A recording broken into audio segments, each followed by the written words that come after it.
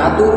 Berjumpa lagi bersama saya Sebastian Sumardi, salah satu mahasiswa program studi PPKN Angkatan 2022 Universitas PGRI Kanjuruhan Malang. Oke guys, di video kali ini saya akan menjelaskan tentang bagaimana seorang presenter atau pembawa berita menyampaikan suatu berita secara formal. Selamat menyaksikan. Oke guys, menjadi seorang presenter ada beberapa teknik dasar yang harus kita puas. Yang pertama itu artikulasi.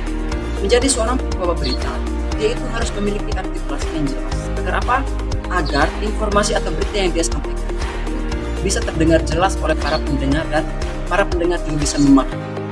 Yang kedua, itu seorang presenter harus memiliki intonasi yang jelas. Di mana ketika membawakan suatu berita itu dia itu harus memberikan memberikan intonasi yang jelas agar para pendengar itu bisa merasa tertarik untuk mendengarkan berita tersebut.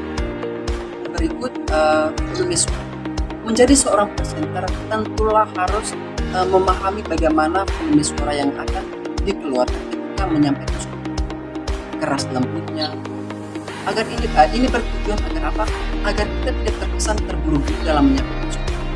Dan juga agar berita yang kita sampaikan itu terdengar lebih menarik di telinga para penonton.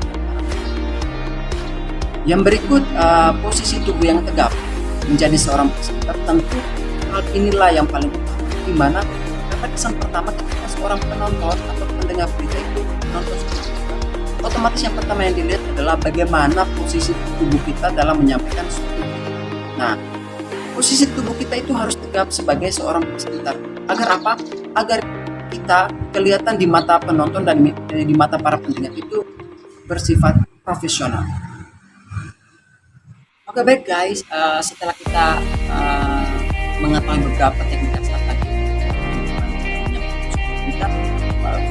berikutnya kita akan masuk pada bagaimana cara kita menyampaikan suatu berita. Oke baik, yang pertama terlebih dahulu kita harus mencari berita, di mana kita harus mewawancarai narasumber atau orang yang terkait dengan berita yang akan kita sampaikan, ataupun kita mencari informasi lain terkait berita yang akan kita siarkan. Agar apa? Agar berita yang kita sampaikan itu terlihat akurat dan terkini. Yang kedua, menyusun data. Baik, di sini kita harus dalam menyampaikan suatu berita, otomatis kita membutuhkan data-data yang akurat. Jadi sebelum berita yang kita siarkan, kita harus menyusun data-data sesuai dengan apa yang sudah disampaikan oleh narasumber yang sebelumnya kita wawancarai. Agar apa? Agar berita yang kita sampaikan itu terlihat nyata, gitu, memiliki bukti fisik, bukti data. Gitu. Yang berikut, menggunakan bahasa yang santun dan lugu. Baik, di sini itu menjadi seorang presenter ketika menyampaikan suatu berita, otomatis dia itu harus menggunakan bahasa yang santun juga serta bahasa yang mudah dipahami oleh para pendengar. Agar apa? Agar para pendengar tidak akan berpikir salah paham dengan berita atau tidak akan mengerti. Nah, itu makanya kita harus menggunakan bahasa yang santun dan mudah dipahami. Agar apa? Agar ketika kita menyampaikan suatu berita, para pendengar itu langsung paham isi berita dan apa maksud dari berita yang akan kita sampaikan.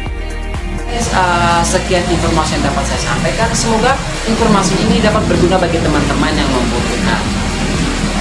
Saya pamit undur diri. Assalamualaikum warahmatullahi wabarakatuh.